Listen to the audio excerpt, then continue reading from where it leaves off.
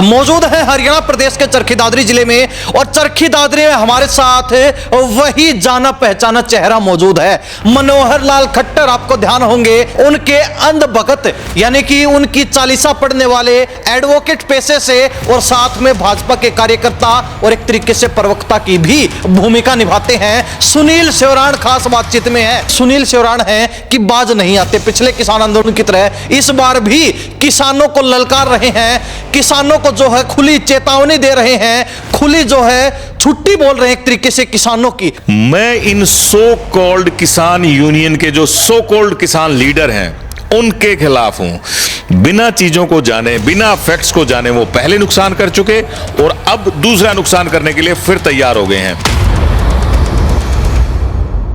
हर आदमी attention seeker है। हर नेता को यह चाहिए कि भाई मेरी जय जयकार हो, लोग मुझे जाने। मुद्दा क्या है उस बात का कोई लेना देना नहीं। पहले सरकार से भिड़े, लोगों ने इनको नकार दिया। आज कल विधानसभा का चुनाव हुआ, तीसरी बार भारतीय जनता पार्टी की सरकार बनी। ये सब तो कांग्रेस का झंडा उठाए घूम रहे थे। अपना पर्पस है। मैं बात कर रहा हूं फैक्ट्स की। फैक्ट एक, किसान कानून ठीक, किसान सुधार कानून ठीक, और ये जो सो कॉल्ड अपने आप को लीडर हैं ये भाईचारे का नुकसान कर रहे हैं, लोगों का नुकसान कर रहे हैं, आम किसान का नुकसान कर रहे हैं।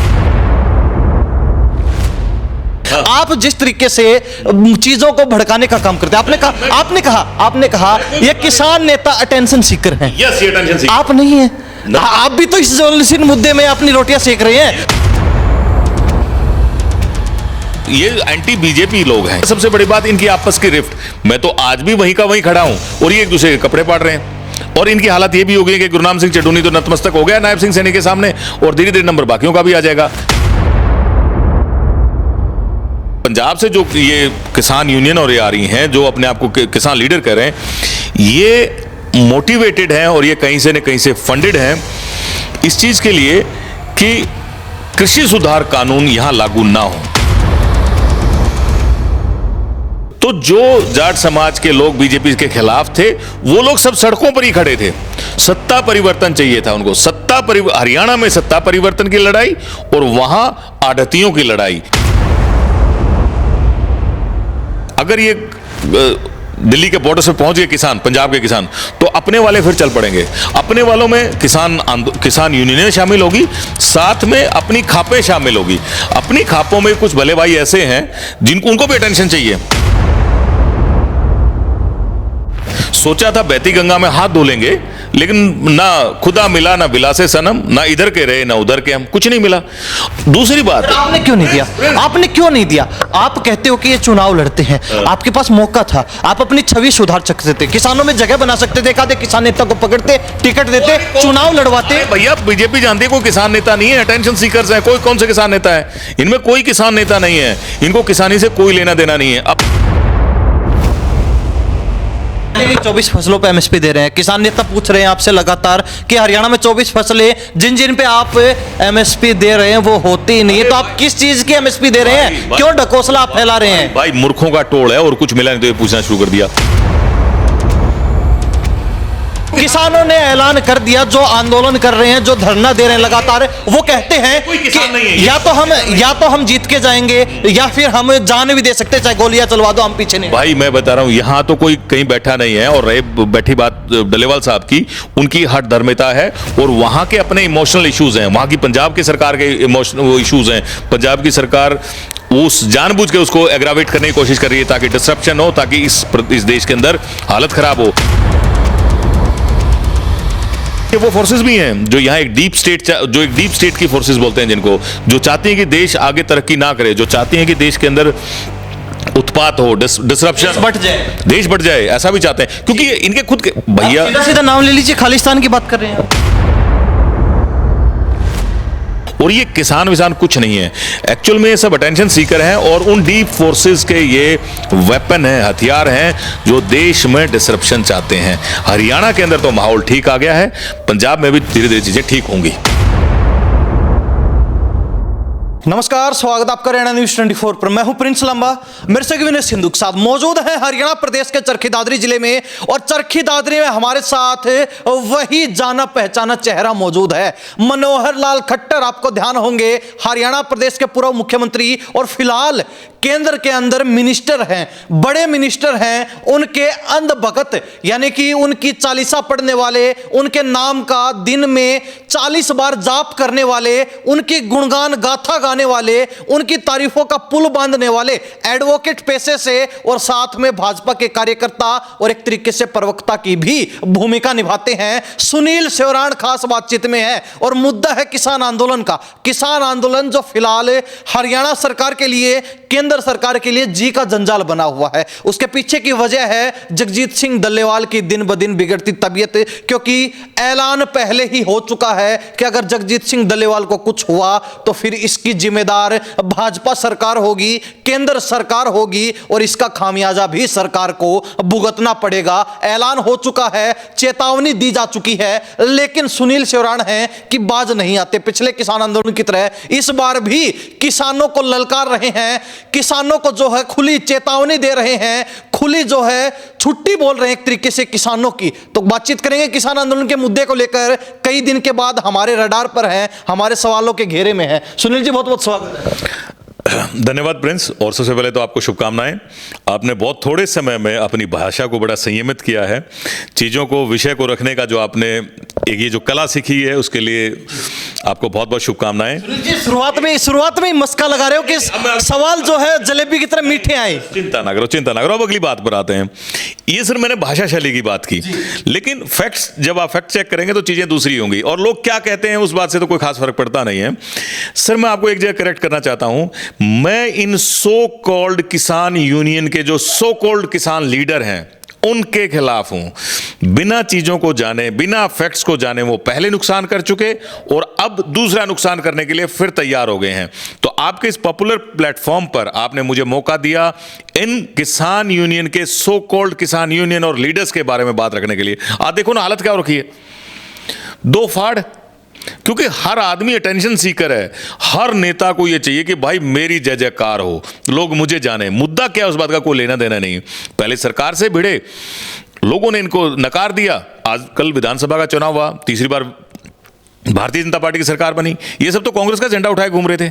पता चला कि भैया छुट्टी, तो अब सरकार से नहीं भिड़ पा रहे। तो देखो आप, खनौरी बॉर्डर और टोहाना ज्यादा डिफरेंस नहीं है, 20-30-25 किलोमीटर का होगा। दो बड़ी पंचायतें करके बैठे हुए हैं, और टोहाना वाली पंचायत में तो हरियाणा से लोग गए ही नहीं। ज्यादातर आप देखेंगे तो सिख समाज के लोग जो पंजाब से आए, कैसे आए, कौन लाया, किस लिए लाया, किस तरीके से लाया, ये सवालों के घेरे में है। हरियाणा का तो वहां कोई बंदा पहुंचा ही नहीं। हरियाणा से पहुंचे सिर्फ अपने आप को किसान नेता जो कहते हैं, भाई हम हाँ हैं कुछ नहीं। सरकार, कल को चुनाव लड़ने चले जाओ तो 1154 वोट गुरनाम सिंह चडूने के, तो 1154 वोटों वाले आदमी अपने आप को नेता कह रहे हैं।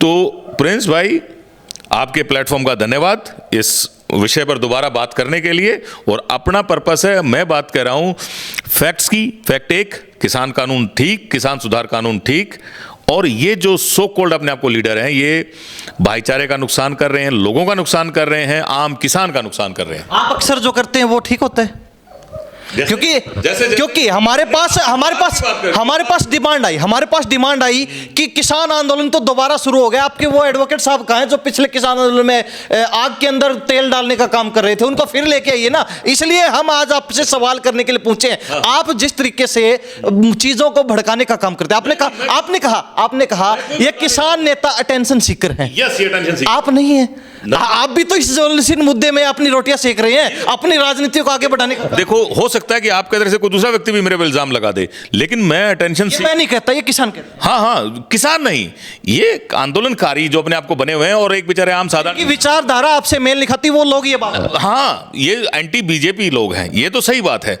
और मुझ में और इनमें एक बात का अंतर आ गया, जो विधानसभा का चुनाव, भैया समाज आईना है कि मैं सही हूं कि ये सही है।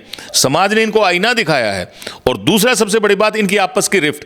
मैं तो आज भी वहीं का वहीं खड़ा हूं, और ये एक दूसरे के कपड़े पाड़ रहे हैं। और इनकी हालत ये भी हो गई कि गुरनाम सिंह चडूनी तो नतमस्तक हो गया नायब सिंह सैनी के सामने, और धीरे धीरे नंबर बाकियों का भी आ जाएगा। इनके बातों में विरोधाभास है, आपस में झगड़ा करते हैं। राकेश टिकैत आज डल्लेवाल साहब के खिलाफ बोल रहा है। डल्लेवाल साहब के जो लोग हैं वो ये कह रहे हैं, वहां आपको सुनने को मिल जाएगा कि कुछ लोग रजाई में बढ़कर हमारे खिलाफ बोल रहे हैं वो ग्राउंड पर आए, और उन्हीं के जवाब में एक दूसरा भाई ये कह रहा है भैया हम रजाई सोड़ में घुस के नहीं बोलते, हम तो रोड में घुस के बोल रहे हैं। तो सरेआम मंचों पर आमने सामने लड़ाई हो रही है। अगर आपका पर्पस ईमानदार होता, अगर आपका पर्पस किसी का भला करने का होता, तो आप सब एक जगह बैठे होते। आप क्या मानते हैं, क्या क्या पर्पज है, क्या उद्देश्य है? देखो, पंजाब के लोगों का उद्देश्य अलग है। क्या मानते हैं बता दीजिए, खुल के बातचीत करेंगे। कोई बात नहीं, मैं कह रहा हूं बात को। पंजाब में जो लोग हैं, पंजाब से जो ये किसान यूनियन और ये आ रही हैं, जो अपने आप को किसान लीडर कह रहे हैं, ये मोटिवेटेड हैं और ये कहीं से न कहीं से फंडेड हैं इस चीज के लिए कि कृषि सुधार कानून यहां लागू ना हो। और कृषि सुधार कानून अगर लागू होते हैं तो जो लोग वर्तमान व्यवस्था का फायदा उठा रहे हैं, जैसे आढ़ती, ये फायदा बंद हो जाएगा और जो एक्चुअल बेनिफिशियरी होगा वो किसान होगा। तो ये उनसे मोटिवेट किए हुए लोग हैं। दूसरा, वहां के इमोशनल इश्यूज भी हैं। उन इमोशनल इश्यूज का फायदा उठा के किसानों को बहका के बरगला के कि तुम्हारी जमीनें चली जाएंगी, ये लोग वहां पहुंच गए। हरियाणा के अंदर इस बार तो वो है भी नहीं, हरियाणा के अंदर ज्यादा जाट समाज के लोग थे क्योंकि उनकी नाराजगी भारतीय जनता पार्टी के साथ थी। उनको थी नाराजगी थी, कांग्रेस के लगभग बराबर आपको वोट मिला है, कहां नाराजगी थी उस दिन जब वो किसान आंदोलन में गए। और जो ये सही बात है, 50-50 आया। जाट समाज ने बीजेपी को वोट भी दिया है, जाट समाज ने बीजेपी के खिलाफ भी वोट कास्ट किया है। तो हम नहीं कहेंगे, लेकिन 19-20 का फर्क, चलो 19-20 का फर्क है। तो जो जाट समाज के लोग बीजेपी के खिलाफ थे, वो लोग सब सड़कों पर ही खड़े थे। सत्ता परिवर्तन चाहिए था उनको। हरियाणा में सत्ता परिवर्तन की लड़ाई और वहां आढ़तियों की लड़ाई, उन तीनों को मिक्स करके, इसीलिए तो आज आपस में झगड़ा कर रहे हैं। और कमाल बात है, हरियाणा से तो गायब। लेकिन हाँ, मैं ये जरूर कहता हूं, अगर ये दिल्ली के बॉर्डर से पहुंच गए किसान, पंजाब के किसान, तो अपने वाले फिर चल पड़ेंगे। अपने वालों में किसान यूनियनें शामिल होगी, साथ में अपनी खापें शामिल होगी। अपनी खापों में कुछ भले भाई ऐसे हैं जिनको उनको भी अटेंशन चाहिए। यहां सोमवीर सांगवान विधायक बन गया तो फोगाट खाप के प्रधान को भी होगा, विधायक मैं भी बन सकता हूं। उधर हमारे शोरान खाप के प्रधान थे, खैर उनकी ज्यादा पार्टिसिपेशन तो नहीं रही, लेकिन उनको भी लगा कि कहीं ना कहीं तुम्हें भी पॉलिटिकल माइलेज मिल जाएगी, फायदा हो जाएगा। और प्राइवेट में मैं खास बताऊं प्रिंस भाई, प्राइवेट में अगर आप इन सबसे बातें करो तो सब मानते हैं इस बात को कि भाई तीनों कृषि सुधार कानून ठीक थे, सरकार ठीक काम कर रही थी, मोदी सरकार बढ़िया काम कर रही है, मनोहर लाल खट्टर अच्छा काम कर रहा था। पर भाई पब्लिक के सामने क्या हो जाता है, बोला भाई वहां नहीं बोल सकते। वो ही नहीं, भारतीय जनता पार्टी के कार्यकर्ता और नेताओं को मैंने देखा कि बोला भाई सुनील पब्लिक के सामने कौन खड़ा होकर बोला जा सके। मानते हैं हम ये सब चीजें सही हैं। क्या पंगा ले? अब हर आदमी एक जैसा नहीं होता। बहुत आपको मसाला चाहिए, आपको पब्लिसिटी चाहिए, आपको टीआरपी चाहिए। बहुत सुंदर सवाल। किसी एक को तो खड़ा होना होगा, मैं हो गया, टीआरपी क्यों चाहिए? किसी एक, मेरे को क्या मिल गया? और आपको क्या लगता है कि मुझे कुछ इस चीज से मिल जाएगा? जो भारतीय जनता पार्टी के कार्यकर्ता या नेता जो इस किसान आंदोलन के खिलाफ नहीं बोल पाए और मैं बोल रहा हूं, तो मुझे थोड़ी वो एक्नॉलेज करेंगे, वो भी नहीं मुझे एक्नॉलेज करेंगे। लेकिन मैं अपने भाइयों के साथ खड़ा हूं जो एक्चुअल में किसान है, जो एक्चुअल में इन तीनों किसान कृषि सुधार कानून के बेनिफिशियरीज थे, मैं उनके फेवर में बोल रहा हूं। आपने एक मुद्दा उठाया, आपने कहा कि ये जो हजार वोट नहीं ले पाते, चुनाव लड़ते हैं और आप अपना एजेंडा साध रहे हैं, तो आप कहते हैं कि वो ना राजनेता बन पाए, ना किसानों के हितैषी बन पाए, ना वो कुछ कर पाए, यानी कि बीच मझधार फंसे हुए हैं, लटके हुए अदर में। आज हालात बिल्कुल ऐसे हालात हैं। सोचा था बहती गंगा में हाथ धो लेंगे, लेकिन ना खुदा मिला, ना बिलासे सनम, ना इधर के रहे ना उधर के हम, कुछ नहीं मिला। दूसरी बात, आपने क्यों नहीं दिया? आपने क्यों नहीं दिया? आप कहते हो कि ये चुनाव लड़ते हैं, आपके पास मौका था, आप अपनी छवि सुधार सकते थे, किसानों में जगह बना सकते थे, एकाधे किसान नेता को पकड़ते, टिकट देते, चुनाव लड़वाते। भैया बीजेपी जानती है कोई किसान नेता नहीं है, अटेंशन सीकर्स हैं। कोई कौन से किसान नेता है? इनमें कोई किसान नेता नहीं है, इनको किसानी से कोई लेना देना नहीं है। अपने किसको लेना देना? आपकी सरकार को है। अब भारतीय जनता पार्टी क्या कर रही है आपकी सरकार? चलो हम इसी बात पर बात कर लेते हैं। तीनों कृषि सुधार कानून, प्रिंस इस देश, छोड़िए, आप हरियाणा की बात करते हैं अक्सर। आप जो शिफ्ट कर रहे हैं, हम बात कर रहे थे कि कृषि के बारे में। तो कृषि के बारे में अगर आप आगे बात करते हैं तो आप, ये वाइंड अप हो गया। अगर ये वाइंड अप हो गया तो दूसरा सब्जेक्ट लें आप। लेकिन मैं इस बारे में कह रहा हूं कि यस, भारतीय जनता पार्टी ने एनालाइज किया, जाना कि इतने दिनों से दिक्कत क्या थी। मैं एक दिन पहले भी कह रहा था, आज मैं दोबारा रिपीट कर रहा हूं, ये तीनों कृषि सुधार कानून ऐसे ही थे जैसे 1991 में कांग्रेस की सरकार ने लिबरलाइजेशन की। उसका फायदा हुआ कि जो लाइसेंस परमिट राज था वो खत्म हो गया। अदरवाइज आपको बताऊं, वो एक ऐसा समय था जब अगर आपको स्कूटर लेना है ना, तो उसके लिए भी आपको अप्लाई करना पड़ता था, उस पर ब्लैक होती थी, महीनों में सालों में जाके आपको एक स्कूटर मिलता था। क्यों? जो बजाज का मालिक था उसका ऊपर कांग्रेस की सरकारों में सेटअप होता था। लेकिन जिस दिन लिबरलाइजेशन हुई तो आप देखो कितनी गाड़ियां आ गई। आज आपके घर में भी दो अलग अलग ब्रांड की गाड़ियां हैं, कितने स्कूटर मोटरसाइकिल्स आ गए, कितना कंपटीशन आया मार्केट में, और एकदम से लोगों को सुविधाएं मिली, और साथ साथ जो प्रोड्यूस करते थे, प्रोडक्ट प्रोड्यूसर्स थे, उनमें नए एंटरप्रेन्योरशिप आई। इसी प्रकार से ये जो आज के जो एपीएमसीज हैं, इन्होंने किसानों को बांध के रखा है। हड़ौदी का किसान है, वो अपनी अगर सिर्फ अपनी फसल बेचना चाहता है तो वो बाढ़ की मंडी में ही बेच सकता है, उसके बाहर जाके नहीं बेच सकता। मैं पेशे से वकील हूं, मुझे छूट है, मैं दादरी में भी प्रैक्टिस कर सकता हूं, भिवानी में कर सकता हूं, चंडीगढ़ कर सकता हूं, या देश के किसी हिस्से में जाके कर सकता हूं, लेकिन हड़ौदी का किसान बाहर जाके अपनी फसल नहीं बेच सकता।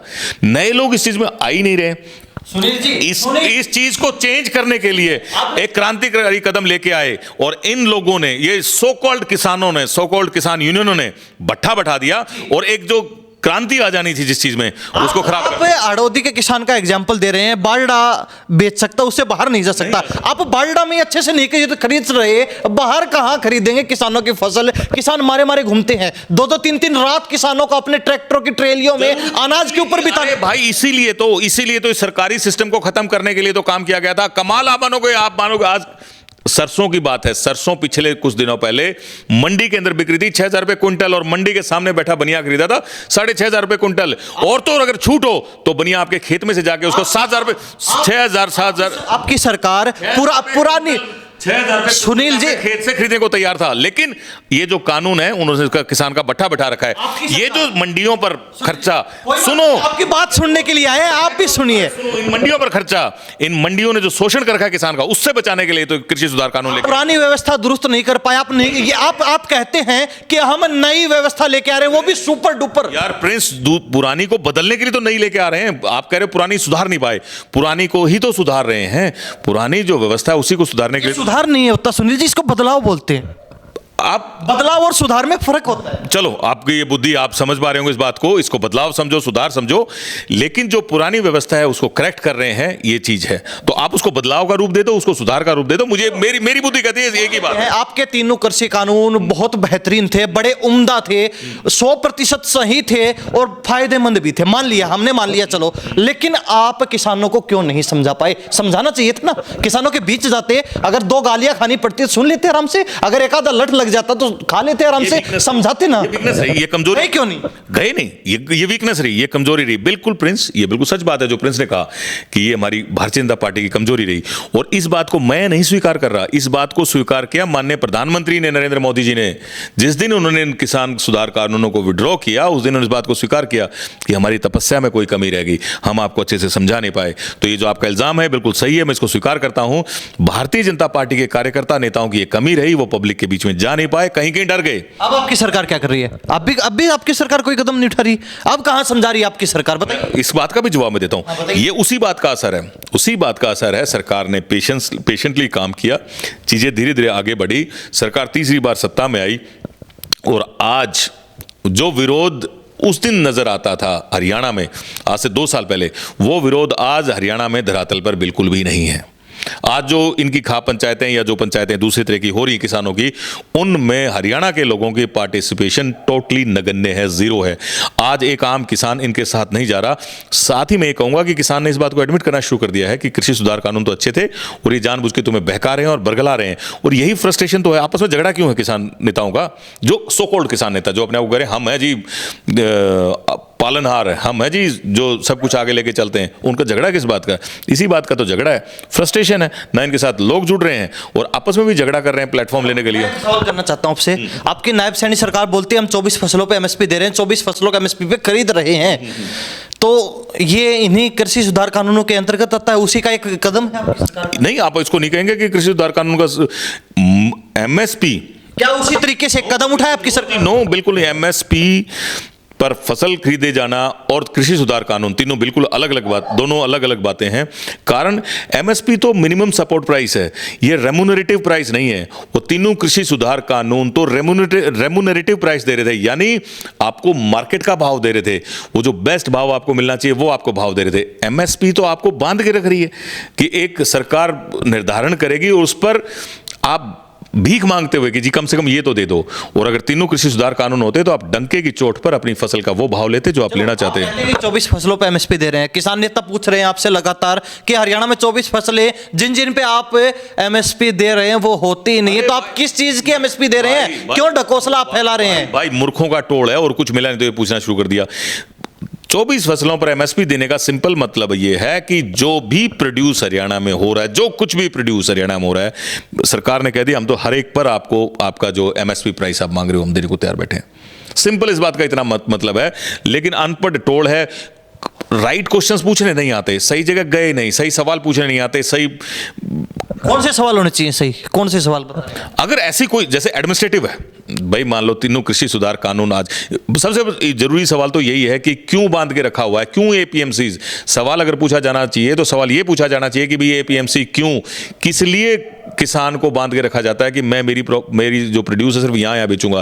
क्यों नहीं मुझे लिबर्टी है कि मैं मेरी प्रोड्यूस को कहीं यहाँ से बाहर बेच सकूं? एक दूसरा अगर सवाल पूछा जाना चाहिए तो पूछा जाना चाहिए, ये मांग रहे हैं एमएसपी, कहना चाहिए कि एमएसपी क्यों, रेम्यूनरेटिव प्राइस क्यों नहीं, कि मैं मेरी प्रोड्यूस करूं, प्रोड्यूस के बाद मुझे मेरी जो लागत है, लागत के बाद मुझे जो बेनिफिट्स लेने हैं उसमें मेरी प्रोड्यूस को मैं क्यों नहीं बेच पा रहा हूं? सवाल ये पूछा जाना चाहिए। बंधना क्यों है और एमएसपी पर क्यों जाना है? बेचना तो वो है ना जो आपको फायदा दे, घाटे के सौदे में क्यों जाना है? एमएसपी पर अगर अनाज बिकता है तो भी लॉस है, तो भी प्रॉफिटेबल नहीं है। सवाल ये पूछना चाहिए कि मैं प्रॉफिटेबल कब होऊंगा, मुझे प्रॉफिट्स कब मिलेंगे? प्रॉफिट्स तब मिलेंगे जब आप वो प्रोड्यूस करो जिसका आपको बेस्ट प्राइस मिले। तो सवाल ये पूछा जाना चाहिए कि मैं वो प्रोड्यूस क्यों नहीं कर पा रहा हूं। सरकार से सवाल ये पूछा जाना चाहिए कि अगर मैं प्रोड्यूस करूं तो उसकी भंडारण की सुविधा कहां होगी? सरकार से सवाल ये पूछा जाना चाहिए कि हमारे ऊपर ये जो कंज्यूमर प्रोटेक्शन एक्ट है उसकी ये तलवारें हमारे पर क्यों लटकी बैठी हैं? सरकार से सवाल पूछा जाना चाहिए कि भाई साहब हम तो एक ऐसी चीज की प्रोडक्शन कर रहे हैं जिसके बिना जीवन ही नहीं है और उसके बाद हम लॉस में। ठीक है सुनील जी, आप कहते हैं कि इस बार हरियाणा के किसान साथ नहीं आंदोलन में, हरियाणा में विरोध नहीं है। आपको पता है विरोध क्यों नहीं है? क्योंकि आपकी सरकार इस बार किसानों के खिलाफ बोल नहीं रही है। आपको ध्यान होगा आपके फेस ऑफ चेंज, आपके प्रिय मुख्यमंत्री पूर्व वाले मनोहर लाल खट्टर, आपके चहेते, आपके ईश्वर, आपके भगवान, कोई बात नहीं, जिनके आप गाथा गाते हैं, 24 घंटे गुणगान करते हैं, जिनको आपने संज्ञा दी फेस ऑफ चेंज की, यानी कि एक चेहरा जो बदलाव कर गया। चलो ठीक है सारी बातें। उन्होंने एक संस्कृत का श्लोक बोला था, सटे साटम समाचरे, सटे साटम समाचरे, यानी कि जो जैसा व्यवहार करता है उसके साथ वैसा ही व्यवहार करो, उसको वैसा ही जवाब दो। ऐसी बातें आपकी सरकार इस बार बोल नहीं रही है। अगर इस बार भी आप ऐसा ही जवाब किसानों को देंगे तो आप देख लेना उसका क्या प्रभाव। मैं कह रहा हूं अगर जब भारतीय जनता पार्टी के कार्यकर्ताओं ने खड़े होकर जो मनोहर लाल जी ने कहा था सटे साटम समाचरित, उसके ऊपर खड़े होकर उस पर अपने फूल चढ़ाए होते भारतीय जनता पार्टी के कार्यकर्ता नेता, हाँ बिना कहने का मतलब है कि किसानों को लठ मारो, बिना डरे बिना भयभीत हुए, ये जो अपने आप को किसान कह रहे हैं इनके सामने खड़े हो गए होते तो आज ये दिन देखना नहीं पड़ता। आज जो इतना बड़ा लॉस किसानों का कर दिया इन सो कॉल्ड किसान यूनियनों ने, वो नुकसान नहीं हुआ होता। किसान तो कह रहे हैं, किसानों ने तो खुला, किसानों ने ऐलान कर दिया, जो आंदोलन कर रहे हैं, जो धरना दे रहे हैं लगातार, वो कहते हैं कि या तो हम जीत के जाएंगे या फिर हम जान भी दे सकते, चाहे गोलियां चलवा दो, हम पीछे नहीं। भाई मैं बता रहा हूं यहां तो कोई कहीं बैठा नहीं है, और रहे बैठी बात डलेवाल साहब की, उनकी हठ धर्मिता है और वहां के अपने इमोशनल इश्यूज हैं, वहां की पंजाब की सरकार के इमोशनल इश्यूज हैं। पंजाब की सरकार उस जानबूझ के उसको एग्रावेट करने की कोशिश कर रही है ताकि डिसरप्शन हो, ताकि इस देश के अंदर हालत खराब हो। ये इनके पीछे वो फोर्सेस भी हैं जो यहाँ एक डीप स्टेट की फोर्सेस बोलते हैं, जिनको जो चाहती हैं कि देश आगे तरक्की ना करे, जो चाहती हैं कि देश के अंदर उत्पात हो, डिसरप्शन बढ़ जाए, देश बढ़ जाए, ऐसा भी चाहते हैं। क्योंकि इनके खुद के भैया सीधा नाम ले लीजिए, खालिस्तान की बात कर रहे हैं, इसी तरीके की संस्थाओं की बात कर रहे हैं। देखो क्या होता है कि किसान एक बड़ा इमोशनल वर्ड है। अगर हम कह तो रहे हैं उन आदमियों को जो ऐसी फोर्सेस हैं जो देश का नुकसान करना चाहती हैं, हम टारगेट कर रहे हैं उनको, लेकिन ये लोग क्या करेंगे, ये लोग चालाकी भरे शब्दों से कहना शुरू कर देंगे कि ये तो हमारे को कह रहे हैं, मतलब किसानों को खालिस्तानी कह रहे हैं। ये अपने आप को एक दिन में डिक्लेयर कर देंगे जी हम तो किसान हैं, और ये किसान विसान कुछ नहीं है। एक्चुअल में ये सब अटेंशन सीकर हैं और उन डीप फोर्सेस के ये वेपन हैं, हथियार हैं जो देश में डिसरप्शन चाहते हैं। हरियाणा के अंदर तो माहौल ठीक आ गया है, पंजाब में भी धीरे धीरे चीजें ठीक होंगी। पिछली बार जब किसान आंदोलन हुआ, आपकी सरकार ने, आपके नेताओं ने, आपके चहेते पूर्व मुख्यमंत्री मुख्यमंत्री मनोहर लाल खट्टर ने बोला ये तो खालिस्तानी है, ये तो उग्रवादी हैं, ये तो माओवादी हैं, ये तो जो है फंडिंग ले रहे हैं बाहरी देशों से और देश को तोड़ना चाहते हैं। जैसे आप जो अंदाजे बयान में और जिन शब्दों को आप मेरे मुंह में डालना चाह रहे हैं, ऐसा नहीं है। मनोहर लाल जी की तरफ से ऐसे शब्द कभी नहीं। मैं डालना नहीं चाहता, सुनिए आपके मैंने सिर्फ मनोहर लाल जी ने कभी ऐसा नहीं कहा। मनोहर लाल खट्टर नहीं, मैंने आपके भाजपा नेताओं का भी नाम लिया साथ। उन्होंने कभी किसानों को नहीं कहा, लेकिन कुछ फोर्सेज ऐसी हैं जो ये जो एजिटेशन है, एजिटेशन में आप, क्योंकि ये बहुत चालाकी, इन दोनों को अलग अलग करना बड़ा मुश्किल काम हो जाता है जब एजिटेशन चलती है। कुछ लोग हैं जिनका मेंटल इरादा जो है वो देश में डिसरप्शन करने का है, और कुछ लोग हैं जो भोले भाले बेचारे साथ चल दिए। तो इन दोनों को सेग्रीगेट करना, अलग अलग करना बड़ा मुश्किल काम हो जाता है। परंतु ये सच है कि ये फोर्सेज हैं, गलत फोर्सेज हैं जो देश में डिसरप्शन चाहती हैं, उनको फंडिंग बाहर से होती है, दाएं बाएं से फंडिंग होती है। बातचीत करना चाहते हैं, आपकी सरकार बात क्यों नहीं? सरकार ने तो अपनी डेलीगेशन भेजी है। कहाँ भेजी है? वहां बात करने के लिए नहीं, बात करने के लिए नहीं, आपने तो कहा कि डल्लेवाल जी को लेके आइए, उनका इलाज करेंगे। आपने बातचीत के लिए क्यों नहीं भेजी? बातचीत शुरू से चालू है, बातचीत शुरू से हो रही है। बातचीत का ही तो नतीजा है कि कल आपने कोई हल तो नहीं निकाला अब तक, कोई समाधान नहीं, समाधान तो चाहते नहीं ना। समाधान तो सामने वाला चाहता ही नहीं है, वो समाधान नहीं चाहता, उसके मन में इरादा कुछ और है।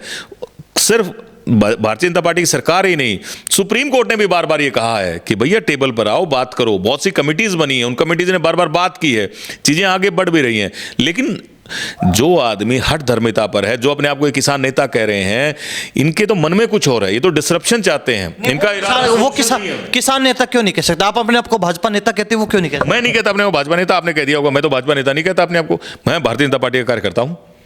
मैं तो अपने आप को भाजपा का नेता नहीं कहता भाई। लेकिन हाँ, भाजपा के नेता जरूर हैं, जो पॉलिसी मेकर्स हैं वो अलग लोग हैं। और ये किसान नेता वो हो जो आत्मा से किसान की बात सोचता हो, जो आत्मा से किसान के वेलफेयर की बात सोचता हो, उसको तो आप किसान नेता कहेंगे। जो अपने वेलफेयर की और अपने बारे में सोच के आगे चल रहा है, अपना अटेंशन सीकर है, उसको किसान नेता आप कैसे कहोगे? किसान नेता वो होगा जो टेबल पर बैठेगा, बात करेगा, डिस्कशन करेगा, डिसरप्शन थोड़ी करेगा। तो आपने इतनी सारी बातचीत कर ली, आप खुद बता दीजिए ना क्या समाधान है? मैं खुद मेरे एक मित्र ने मुझे बताया, खन्नौरी बॉर्डर पर जो इधर से जो बच्चे उस बॉर्डर क्रॉस करके पढ़ाई के लिए, एग्जाम वगैरह देने के लिए जाते हैं, उन्होंने तो उनको आना जाना बंद कर दिया। अरे भाई, वो आदमी कैसे, कोई आदमी किसान के वेलफेयर की सोच सकता है जो बॉर्डर पर जाके बैठ गया? ये देश डेमोक्रेटिक नेशन है या लोकतंत्र है, आपको हर 5 साल के बाद अपनी सरकार बदलने का मौका मिलता है। और हमारे को यह भी पता है कि ये कृषि प्रधान देश है, मेजोरिटी लोग हैं वो जो खेती पर निर्भर करते हैं।